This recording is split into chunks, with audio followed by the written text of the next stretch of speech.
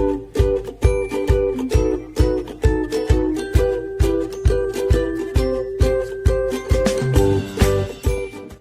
sahabat Meliora, jumpa lagi dengan saya Susana Juwita dalam YouTube channel Bincang Meliora.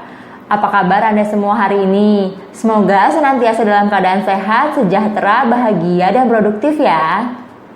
Pada kesempatan kali ini, saya akan membagikan tips mengenai cara mengajarkan pendidikan seksual pada anak berkebutuhan khusus. Namun, sebelum saya berbagi tips, izinkan saya bertanya terlebih dahulu.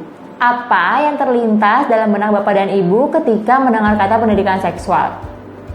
Di Indonesia, kata pendidikan seksual umumnya masih cenderung dihindari oleh para orang tua karena dianggap tabu untuk dibicarakan. Pertanyaan selanjutnya, kalau bukan kita, siapa lagi yang akan mengajarkan dan membimbing anak-anak kita untuk memasuki masa pubertas? Toh akan lebih baik ketika seorang anak mengetahui mengenai pendidikan seksual dari orang tua atau guru-gurunya di sekolah, bukan? Dibandingkan mereka tahu dari situs-situs web atau sumber-sumber yang belum tentu jelas kebenarannya. Para orang tua yang memiliki anak dengan kebutuhan khusus umumnya beranggapan bahwa anak-anak dengan kebutuhan khusus tidak memiliki hasrat atau dorongan seksual. Hal ini dikarenakan anak-anak dengan kebutuhan khusus umumnya masih menunjukkan perilaku yang kekanak-kanakan dan tidak sesuai dengan usianya. Padahal faktanya, anak-anak dengan kebutuhan khusus juga mengalami perubahan fisik saat memasuki masa pubertas sama seperti anak-anak pada umumnya. Misalnya, menstruasi pada anak perempuan, mimpi basah pada anak laki-laki, perubahan hormon, perubahan bentuk tubuh, serta munculnya ketertarikan antara lawan jenis. Perubahan-perubahan itu merupakan hal yang wajar dialami oleh para remaja yang mulai memasuki usia pubertas.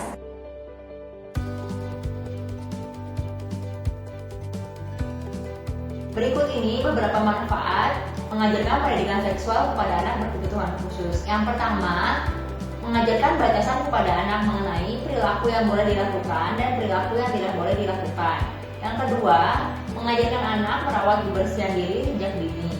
Yang ketiga, mengajarkan anak untuk dapat melindungi diri dari tindak kejahatan yang tidak diinginkan.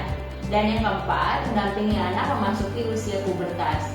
Berikut ini tips-tips yang dapat dipraktekkan dalam mengajarkan pendidikan seksual pada anak dengan kebutuhan khusus.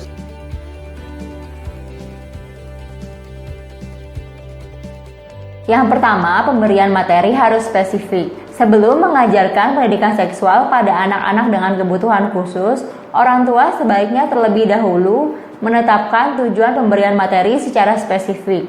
Misalnya, ingin mengajarkan anak-anak mengenai pengenalan gender, perbedaan antara laki-laki dan perempuan, mengajarkan cara berpakaian, atau memasang pembalut bagi remaja perempuan saat mereka memasuki masa menstruasi.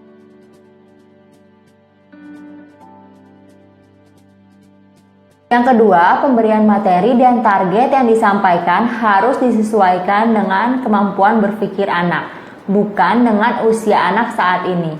Hal ini dikarenakan anak-anak dengan kebutuhan khusus umumnya masih mengalami kesenjangan antara kemampuan berpikirnya dengan kondisi usianya saat ini.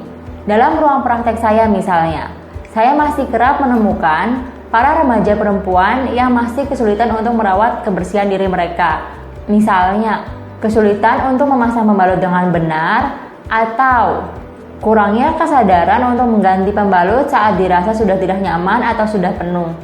Oleh karena itu, para orang tua diharapkan mengetahui sejauh mana perkembangan kemampuan yang dimiliki oleh anak pada saat ini sebelum memberikan pendidikan seksual pada anak.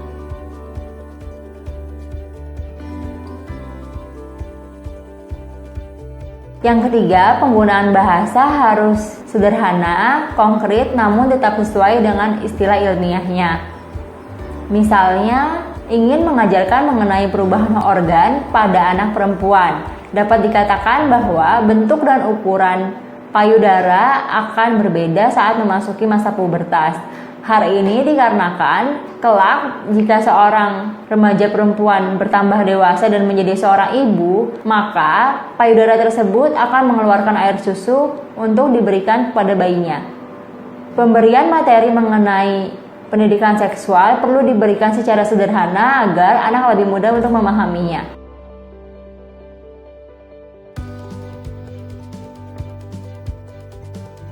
Yang keempat, dalam memberikan materi mengenai seks edukasi diharapkan orang tua juga dapat menggunakan berbagai media pendukung lainnya agar anak dapat lebih mudah memahami pengajaran yang diberikan.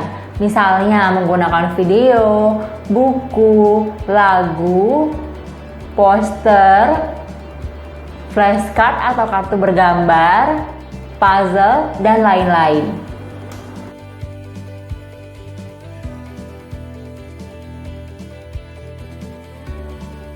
Yang kelima, upayakan dalam memberikan materi dilakukan secara berulang-ulang, konkret, dan aplikatif. Bila memungkinkan, ajaklah para remaja untuk melakukan role play mengenai keterampilan baru yang tadi diajarkan. Misalnya, mengajak anak perempuan untuk memasang pembalut dengan benar sesuai dengan instruksi yang dipraktekkan oleh para guru maupun orang tua mereka. Oke, demikianlah tips-tips yang dapat saya bagikan pada kesempatan kali ini. Like and subscribe video Bincang Meliora agar Anda dapat berkesempatan untuk mendapatkan video menarik lainnya. Share linknya agar lebih banyak orang mendapatkan manfaat. Selamat mencoba ya, Mam. Sampai jumpa pada kesempatan berikutnya. Salam Meliora.